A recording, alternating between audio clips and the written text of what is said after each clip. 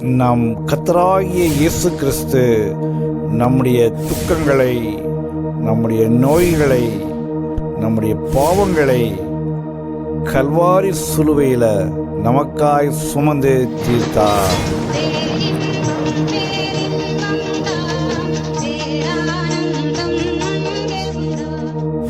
இந்த பேரின்ப நேரத்திற்கு உங்கள் யாவரையும் அன்பாய் அழைக்கிறோம்.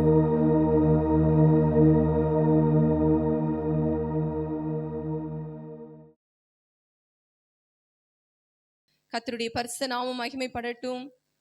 இந்த வேளையில கூட ஆண்டவர் நம்ம கொடுக்கிற நல்ல வார்த்தைகளை நாம் தியானிக்க இருக்கிறோம்.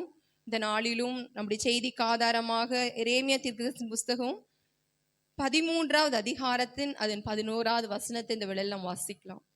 கச்சையானது மனுஷனுடைய அறைக்கு செயற்கையா இருக்கிறது போல, நான் இஸ்ரவேல் குடும்பத்தார் அனைவருக்கும் யூதாவின் குடும்பத்தார் அனைவருக்கும் எனக்கு ஜனங்களாகவும் கீர்த்தியாகவும் துதியாகவும் மகிமையாகவும் செயற்கையாக்கி கொண்டேன் என்று சொல்லி ஆண்டவர் சொல்லுகிறார். ஹல்லேலூயா. இந்த கால வேளையில கூட எவ்வளோ பெரிய தேவன் இந்த வேளையில அவர் என்ன சொல்லுகிறார் என்றால், அவர் எப்படி ஒரு மனிதனுக்கு கச்சை செயற்கையா இருக்கிறதோ, கச்சைன்னு சொன்னோடனே நம்ம எதையும் நினைக்க வேண்டாம், பெல்ட்டாக காணப்படுகிறது. ஒரு ஆடையை அது ஒழுங்காக டைட் பண்ணி கட்டுவதற்கு உதவியா இருக்கக்கூடியது என்னது? கச்சையாய் காணப்படுகிறது. அது எப்படி நம்மளோட உடம்போடு அப்படி ஒட்டி கொள்ளுகிறதோ, எப்படி இறுக பற்றி கொள்ளுகிறதோ, அப்படியாக ஆண்டவர் என்ன செய்தாராம்? நம்மை ஆண்டவர் என்ன செய்திருக்கிறார்? செயற்கை ஆக்கி கொண்டார். ஹல்லேலூயா. அதுவும் சாதாரணமாக அல்ல. அனுதினம் இந்த வேதத்தை வாசிக்கும் பொழுது, இந்த பகுதியை நான் வாசித்த பொழுது மிகவும் எனக்கு ஆச்சரியமா இருந்தது. அதை படித்து ஆண்டவருடைய சமூகத்துல நான் அழுதுட்டு ஆண்டவருடைய சமூகத்துல இதை என்ன செய்தேன்? தியானிக்க ஆரம்பித்தேன். அதாவது ஆண்டவர் ஒன்றுக்கு உதவாத நம்மை என்ன செய்திருக்கிறாராம்? ஆண்டவர் எனக்கு ஜனங்களாகவும் கீர்த்தியாகவும் துதியாகவும் மகிமையாகவும் சேர்த்து கொண்டேன். ஹல்லேலூயா. ஒன்றுக்கு உதவாத நம்மை ஆண்டவர் என்ன செய்திருக்கிறாராம்? அவருடைய ஜனமாக சேர்த்திருக்கிறார். அவருக்கு துதியாக சேர்த்திருக்கிறார். அவருக்கு கீர்த்தியாக சேர்த்திருக்கிறார். அவருடைய மகிமையாக நம்மை மாற்றி இருக்கிறார். ஹல்லேலூயா. எவ்வளவு ஒரு பெரிய பாக்கியத்தை கர்த்தர் நமக்கு ஒவ்வொருவருக்கும் கொடுத்திருக்கிறார் என்பதை நாம் நினைத்து பார்க்க வேண்டும். எல்லாருக்குமே தெரியும், பெல்ட்னா நம்ம சின்ன பிள்ளைங்க கட்டி விடுவோம். பொதுவாக நம்ம லேடிஸ் கட்டலனாலும் ஆண்கள் என்ன செய்கிறார்கள்? அது வழக்கமாக வேஷ்டியோ அல்லது பேண்டோ போடும் பொழுது என்ன செய்வார்கள்? அந்த பெல்ட் யூஸ் பண்ணாதவங்க யாருமே இருக்க மாட்டாங்க.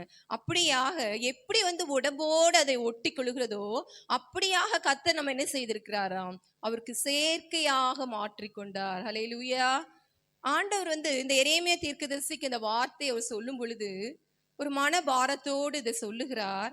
சொல்றது மட்டும் இல்லாமல் அந்த தீர்க்கதரிசிக்கு ஒரு பிராக்டிக்கல் கிளாஸ் கொடுக்கிறாரு. அது செய்முறை ஒரு பயிற்சி அவங்க செய்ய சொல்றாரு. ஆண்டவர் 3 முறை இந்த எரேமியாவுடன் பேசுகிறார். முதலாவது வசனத்தை நம்ம வாசிக்கலாம். அதே எரேமியா 13:1.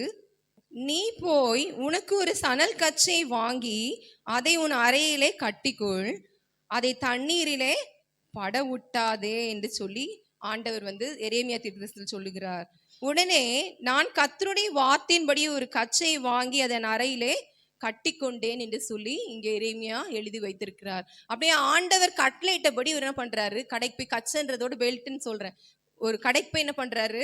பெல்ட்டை வாங்கி அவர் தன்னுடைய அறையில அதை கட்டி கொண்டிருக்கிறார். நான் சொன்னது யாரு? ஆண்டவர் சொல்லி இருக்கிறார். ஆண்டவருடைய தீர்க்கதரிசி தான் எரேமியா. அப்படியாக அவர் கீழ்ப்படுகிறார். எத்தனை நாட்கள் போனதோ தெரியாது. 3வது வசனத்துல பார்க்கும் பொழுது, 2ஆம் விசை கர்த்தருடைய வார்த்தை எனக்கு உண்டாகி அவர், நீ வாங்கினதும் அறையில் இருக்கிறதுமான கச்சையை எடுத்து கொண்டு எழுந்து ஐபிராத் நதி மட்டும் போய் அதை அங்கே ஒரு கண்மலையின் வெடிப்புல என்ன செய்? ஒளித்து வைன்னு சொல்லிட்டு 2வது கட்டளை வருது. ஃபர்ஸ்ட் வாங்க சொன்னாரு, இடுப்புல கட்ட சொன்னாரு. எத்தனை நாட்கள் போனதோ தெரியாது. அப்புறம் என்ன சொல்றாரு? நீ கட்டி கொண்டிருக்கிற அந்த பெல்ட்டை என்ன பண்ணு? அந்த கச்சையை கொண்டு போய் அந்த ஒளித்து வை, ஐபிராத் நதியின் ஓரத்துல என்ன செய்? ஒளித்து வைன்னு சொல்லிட்டு திரும்பவுமாக ஒரு கட்டளை வருகிறது. அதையும் கீழ்ப்படிந்து கர்த்தருடைய தீர்க்கதரிசியாக இவர் என்ன பண்றாரு? அதையும் செய்கிறார். சில நாட்கள் கழித்து மீண்டுமாக ஆண்டவருடைய வார்த்தை அவருக்கு வருகிறது. 6வது வசனம், அநேக நாள் சென்ற பின்பு கர்த்தரனை நோக்கி, நீ எழுந்து ஐபிராத் நதிக்கு போய் அங்கே ஒளித்து வைக்க நான் உனக்கு கட்டளையிட்ட கச்சையை அவ்விடத்திலிருந்து எடுத்து கொண்டு வா என்று ஆண்டவர் சொல்லுகிறார். இவர் போறாரு, போய் அதை அவர் வைத்த இடத்துல பார்த்து அதை எடுக்கிறார். ஆனால் அங்க பார்த்த காரியம் என்னவென்றால், அப்பொழுது நான் ஐபிராத் நதிக்கு போய் கச்சையை ஒளித்து வைத்த இடத்திலே தோண்டி அதை எடுத்தேன்.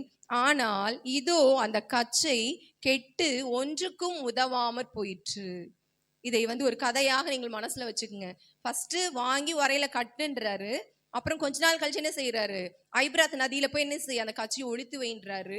மூன்றாம் விஷயம் என்ன சொல்றாரு, அந்த நீ ஒளிச்சு வச்சிருந்த இடத்துல போய் பார்த்தது எடுன்றாரு.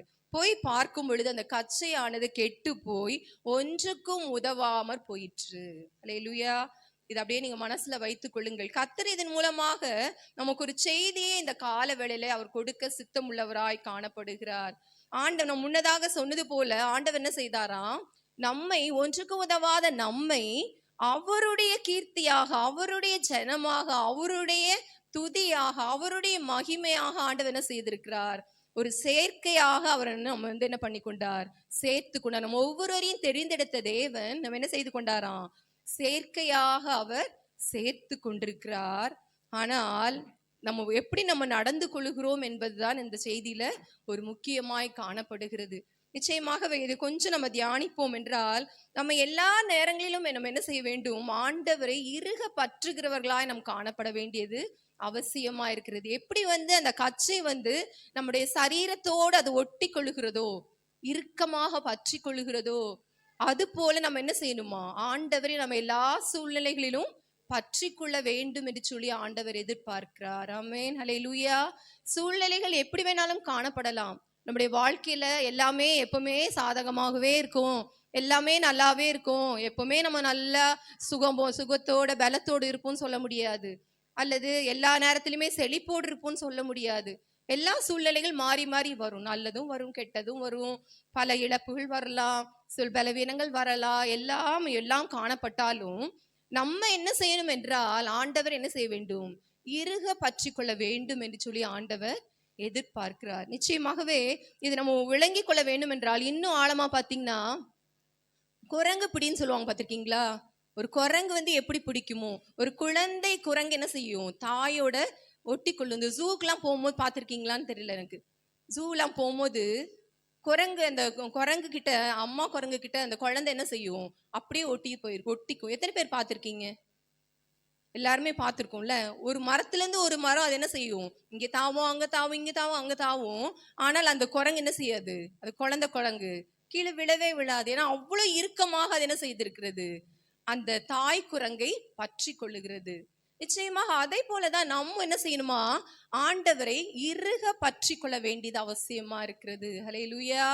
ஆண்டவர் நம்மை செயற்கையாக, அவர் பெரிய தேவனாய் இருந்தும் நம்முடைய அடிமையின் தாழ்மையை கண்ணோக்கி பார்த்து அவர் இறங்கி நம்மை இவ்வளவு அருமையாக, அவருடைய ஜனமாக, அவருடைய துதியாக, அவருக்கு கீர்த்தியாக, அவருக்கு மகிமையாக அவர் சேர்த்துக்கொள்ள ஆயத்தமா இருக்கும் பொழுது, இன்னும் அதிகமாய் நம்ம எப்படி இருக்கணும், அதிகமாக ஆண்டவர் என்ன செய்து கொள்ள வேண்டும், இறுக பற்றி கொள்ள வேண்டியது அவசியமா இருக்கிறது. ஹல்லேலூயா. அந்த குரங்கு பிடி போல என்ன வந்தாலும் சரி, நான் ஆண்டவரை என்ன பண்ண மாட்டேன், விட மாட்டேன். என்னை அழைத்த தேவன் அவர் உண்மை உள்ளவர், என்னை தெரிந்தெடுத்த தேவன் அவர் சர்வ வல்லவர். ஆமென், ஹல்லேலூயா. அப்படியாக ஆண்டவரை நம்ம என்ன செய்து கொள்ள வேண்டும், இறுக பற்றி அணைத்து கொள்ள வேண்டியது அவசியமா இருக்கிறது. ஹல்லேலூயா. உம்மை உறுதியாய் பற்றி கொண்ட மனதை உடையவர்கள் உண்மையே நம்பியிருக்கிறபடியால் நீர் அவர்கள் என்ன செய்வீர், பூரண சமாதானத்துடன் காத்து கொள்வீர் என்ற ஆண்டவருடைய வார்த்தை சொல்லுகிறது. நான் சொன்னது போல எல்லா சூழ்நிலைகளிலும் இந்த வெளியில கவலைகளோடு நீங்கள் பார்த்து கொண்டிருக்கலாம், வேதனைகளோடு, வெளியே சொல்ல முடியாத சில பிரச்சனைகளோடு பார்த்து கொண்டிருக்கலாம். நம்ம ஆராதிக்கிற தேவன் எல்லா பிரச்சனைகளுக்கும் மேலானவர். ஹல்லேலூயா. இந்த உலகத்தில் இருப்பவனிலும் நம்மில் இருக்கிற தேவன் அவர் பெரியவர். ஹல்லேலூயா. நிச்சயமாக அந்த குரங்கு பிடியை போல நாம் என்ன செய்ய வேண்டும், கர்த்தரை நாம் பற்றி கொள்ள வேண்டும். ஹல்லேலூயா. கர்த்தரை நாம் பற்றி கொள்வதற்கு சில வழிமுறைகளை நாம் கையாள வேண்டும். வழக்கமா சொல்றதுதான் அப்படின்னு சொன்னாலும் அதுதான் உண்மையான பேசிக்கான பிரின்சிபலே அதுதான். என்னவென்றால் தினந்தோறும் நம் வேதத்தை வாசிக்க வேண்டும். ஹல்லேலூயா. திடீர்னு பைபிளை எடுத்து திடீர்னு ஒரு அதிகாரத்தை எடுத்து எதையோ ஒன்று வாசிச்சுட்டு ஓடுறது இல்ல. தினந்தோறும் நம் வேதத்தை தொடர்ந்து நாம் வாசிக்கும் பொழுது கர்த்தர் அந்த பகுதிகளிலிருந்து நமக்கான ஒரு ஆசீர்வாதமான வார்த்தையை நிச்சயமாய் தருவார். ஹல்லேலூயா. தினந்தோறும் தினந்தோறும் என்ன செய்யணும்? வேதத்தை வாசித்து அதன் மூலமாய் நம்ம என்ன செய்யணும்? பலப்பட்டு கொள்ள வேண்டும். அடுத்ததாக நம் ஜெப வாழ்க்கை. ஜெப வாழ்க்கை என்ன செய்யணும்? அது இன்றியமையாதது. கிறிஸ்தவ வாழ்க்கையில ஜெபமானது ஆண்டவருக்கும் நமக்கும் உள்ள ஒரு தொடர்பு, ஒரு ஐக்கியமாகி காணப்படுகிறது. அதை நம்ம என்ன செய்யணும்? விட்டு விடாமல் பார்த்து கொள்ள வேண்டும். இன்னும் அடுத்து இன்னொரு ஸ்டெப் போகணும்னு பார்த்தீங்கன்னா, நல்ல நல்ல நண்பர்கள் நமக்கு வேண்டும். நல்ல ஒரு தொடர்புகள் நமக்கு வேண்டும். ஆண்டவருடைய பிள்ளைகளோடு நம்ம என்ன செய்யணும்?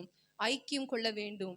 நம்ம யார்கிட்ட பழகுறோம், எப்படி பழகுறோம், அதுதான் என்ன செய்யும்? நம்மளுடைய ஆண்டவருக்கும் நமக்குள்ள தொடர்பை நிர்ணயிக்கிறதாய் காணப்படுகிறது. நம்ம பாட்டுக்கு இஷ்டத்துக்கு எப்பயோ சண்டே வந்தோமா, சர்ச்சில் வந்தோமா, உட்காந்தோமா, போனோமா, அப்படி அல்ல.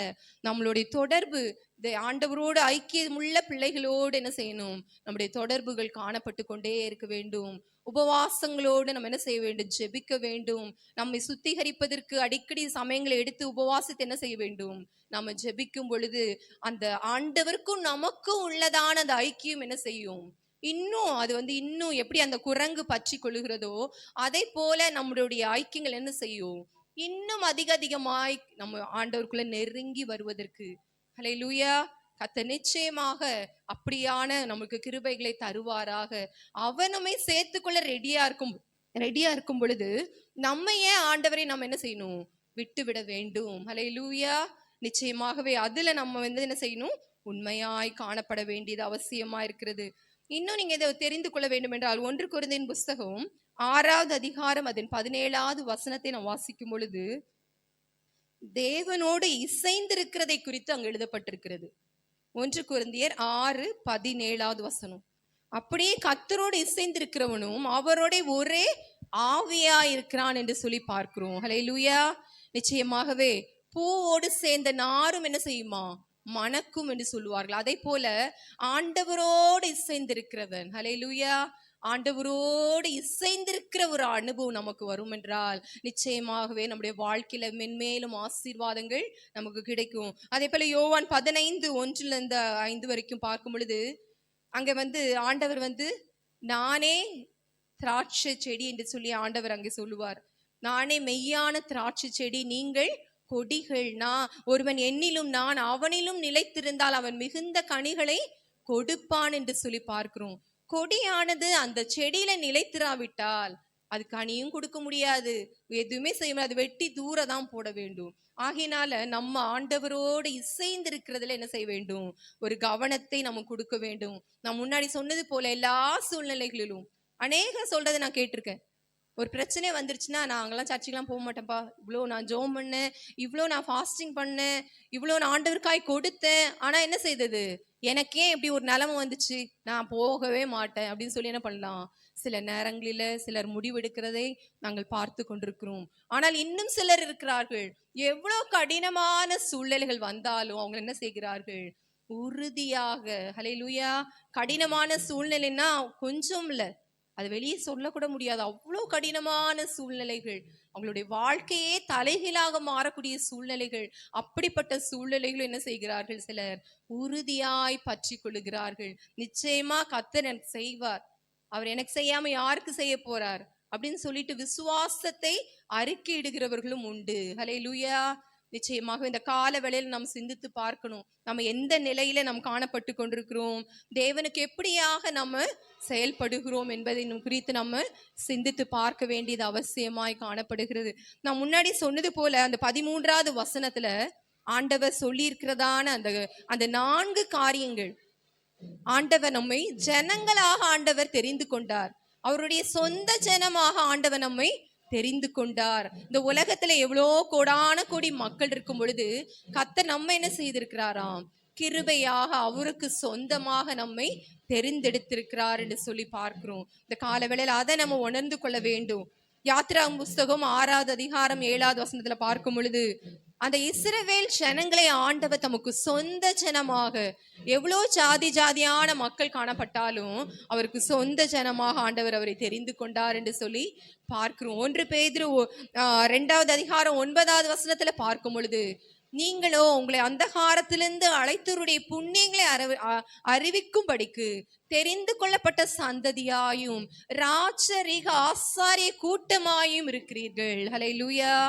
நிச்சயமாகவே நாம இருக்கிறவங்களாம் சாதாரணப்பட்டவர்கள் அல்ல. நம்ம ஒவ்வொருவரும் எப்படி இருக்கிறோம்?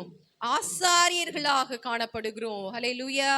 எப்படி அந்த இஸ்ரவேல் ஜனங்கள் மத்தியில் அந்த ஆசாரியர்கள் கர்த்தருக்கு ஊழியம் செய்து கொண்டிருந்தார்களோ, ஆண்டவருக்கு பணிவிடைகளை செய்து கொண்டிருந்தார்களோ, எப்பொழுதும் ஆராதனை பண்ணிக்கொண்டே இருந்தார்களோ, தூப வர்க்கங்களை இட்டு கொண்டிருந்தார்களோ, தூபத்தை ஆண்டவருக்கு எப்பொழுதும் பலிகளை செலுத்தினார்களோ, அப்படியாக நம்முடைய வாழ்க்கை என்ன செய்யப்பட வேண்டும்? ஒவ்வொரு நாளும் ஒரு ஆண்டவருக்கு உகந்த பாத்திரங்களாய் நாம் காணப்பட வேண்டும். ஹல்லேலூயா. நம்ம சோர்ந்து போய்விடக்கூடாது. எதையாகிலும் பெற்றுக்கொள்ளலாம், அதுக்காக மட்டும் நம்ம ஆலயத்துக்கு வரக்கூடாது. நிச்சயமாக எல்லாரும் அநேகமா ஒரு 90% மக்கள் எப்படி இருப்பாங்கன்னா, சர்ச்சுக்கு போனா என்ன செய்யலாம், எதையாவது நமக்கு ஆண்டவர் கொடுப்பாரு அப்படின்னு சொல்லிட்டு அதுக்காக வருகிறவர்கள் உண்டு. சில பேர் பொழுதுபோக்குக்காக, ஏதோ ஒரு கடமைக்காக வந்துட்டு என்ன செய்கிறது, இது சரியில்லை, அது சரியில்லை, இங்க பாட்டு இல்லை, அது இல்லை, எதையாவது ஒரு குறை சொல்லி கொண்டிருக்கிறவர்களாக காணப்படலாம். ஆனால் அப்படி அல்ல. ஆண்டவர் நம்ம என்ன செய்திருக்கிறாராம், ஒரு ஆசாரியர்களாக, லேவியராக கர்த்தர் நம்மை தெரிந்தெடுக்கிறார், அவருடைய சொந்த ஜனமாக. ஹல்லேலூயா. எத்தனை கோடி கோடியான மக்கள் இந்த உலகத்துல காணப்பட்டாலும் அவர் தேவன் நம்ம என்ன செய்திருக்கிறார், சொந்தமாக அவர் தெரிந்து கொண்டிருக்கிறார். ஹல்லேலூயா. நிச்சயமாகவே செயற்கையாக்கி கொண்டாராம். ஒன்றுக்கும் உதவாத நம்மை அவருக்கு மகிமையாக, அவருக்கு துதியாக, அவருக்கு கீர்த்தியாக, விசேஷமா அவருக்கு சொந்த ஜனமாக, ஆசாரிய கூட்டமாக ஆண்டவர் செய்திருக்கிறார். அவருக்கு செயற்கையாக மாற்றி கொண்டிருக்கிறார். ஹல்லேலூயா. அந்த மேலான அந்த உன்னத நிலைமையை நாம் ஒரு நாளும் விட்டு விடாதபடிக்கு அவரை இன்னும் அதிகமா என்ன செய்ய போகிறோம், இறுக பற்றி கொண்டு, அவரை உறுதியாய் பற்றி கொண்ட மனதையுடையவர்கள் உண்மையே நம்பி இருக்கிறபடியால் நீர் அவர்களை பூரண சமாதானத்துடன் என்ன செய்து கொள்வீர், காத்து கொள்வீர் என்ற அந்த வார்த்தையின்படியாக ஒரு பூரண சமாதானத்தினால இந்த கால வேளையில தேவன் தாமே ஒவ்வொருவரையும் ஆசீர்வதித்து வழி நடத்துவாராக. ஆமென். கர்த்தர் இந்த வார்த்தைகளை ஆசீர்வதிக்கட்டும். நாம் யாவரும் கண்களை மூடி தலைகளை தாழ்த்தி, ஆண்டவரே எவ்வளவு மேன்மையான ஒரு வாழ்க்கை எங்களுக்கு நீர் கொடுத்திருக்கிறீர் ராஜா. ஆண்டவரே ஆண்டவரே நேசப்பா, உமக்கும் ஆண்டவரே எங்களுக்கும் ஆண்டவரே ஏணி வைத்தால் கூட எட்டாதப்பா. ஆண்டவரே நீர் எவ்வளவு நல்லவர் ராஜா. ஆண்டவரே ஸ்தோத்திரமப்பா. ஆண்டவரே நீர் எவ்வளவு அன்பு நிறைந்தவர் ஐயா. இயேசுவே எல்லாம் ஆட்சியும் கனமும் மகிமையும் எல்லாம் உம்முடையதா இருக்கிறதே ஆண்டவரே. ஸ்தோத்திரமப்பா. அப்படிப்பட்ட தேவன் ராஜா, உமக்கு ஆண்டவரே உம்மோடு எங்களை செயற்கையாக்கி கொண்டீரே ராஜா. ஆண்டவரே அதுவும் சாதாரணமாக அல்ல ராஜாவே, உமக்கு சொந்த ஜனமாக ஆண்டவரே, உமக்கு கீர்த்தியாக, உமக்கு துதியாக, உமக்கு மகிமையாக ஆண்டவரே நேசப்பா எங்களை சேர்த்து கொண்ட மகா பெருந்தயவுக்காக ஆண்டவரே நன்றியோடு துதிக்கிறோம் என்று சொல்லி நம் வாய்களை திறந்த ஆண்டவரோடு பேசுவோமா? ஹல்லேலூயா. ஆண்டவரே அந்த ஒன்றுக்கு உதவாமற் போன கச்சை போல ஆண்டவரே எங்கள் வாழ்க்கை ஒரு நாள் மாறிவிடக் கூடாது ஆண்டவரே. ஸ்தோத்திரம் அப்பா. உம்முடைய வருகைக்காய் நாங்கள் ஆயத்தப்பட வேண்டுமே. எப்பொழுது வேண்டுமானால் உம்முடைய வருகை காணப்படுமே அப்பா. இந்த உலகத்தின் கடைசி நாட்களில் நாங்கள் வந்து கொண்டிருக்கிறோம் ஐயா. எல்லா அடையாளங்களும், வேதத்துல சொல்லப்பட்ட எல்லா அடையாளங்களும் இந்த நாட்களிலே நிறைவேறி கொண்டே இருக்கிறது. ஹல்லேலூயா. ஒரு விசையாய் வாய்களை திறந்து ஆண்டவருடைய கரத்துல ஒப்பு கொடுத்து ஜெபிப்போமா? ஆண்டவரே இயேசுவே அப்பா, என் இயேசு அந்த மேலான உன்னத நிலைமை ஆண்டவரே அதிகமாய் நாங்கள் பெற்றுக்கொள்ள உதவி செய்யுங்கப்பா. உம்மோடு செலவிடும் ஒவ்வொரு நிமிடமும் அது வீணாக போகாது. அதிக நேரம் ஆண்டவருடைய சமூகத்துல காத்திருப்போம். அதிகமாய் வேதத்தை வாசிக்க, அதிகமாய் ஆண்டவரை பற்றி கொள்ள நாம் அதிகமாய் நேரங்களை ஒதுக்குவோம். ஹல்லேலூயா. ஹல்லேலூயா. இத்தனை மாதங்கள் கண்ணின் மணியை போல காத்த தேவன். ஹல்லேலூயா. தொடர்ந்து வரும் நாட்களிலும் கர்த்தர் ஒவ்வொரு நாளும் நம்மை கரம் பிடித்து ஆண்டவர் வழி நடத்தும்படியாக இந்த வேளையிலே தலைகளை முழுவதுமாய் தாழ்த்தி இந்த வேளையில ஆண்டவருடைய சமூகத்துல நாம் ஒப்பு கொடுப்போம். கர்த்தர் நம் ஒவ்வொருவரையும் ஆசீர்வதித்து நடத்துவாராக. ஆமென்.